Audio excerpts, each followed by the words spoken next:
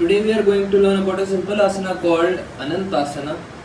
So to do Anantasana, you basically sit in Dandasana position and you lie towards your side and then lie down on your elbow. Make sure your hand is supporting your head.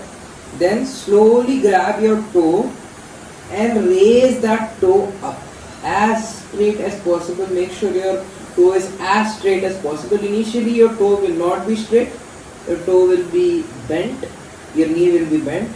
Straighten it as much as possible and lay down. Look towards your side. Stay here for 40 to 50 seconds and you can keep on breathing.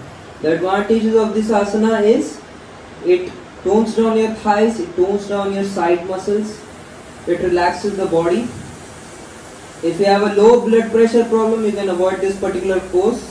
If you have spinal issues, sciatica pain or cervical pain, then you can do it under guidance. Slowly come back and return to Dandasana position. That's your Anantasana.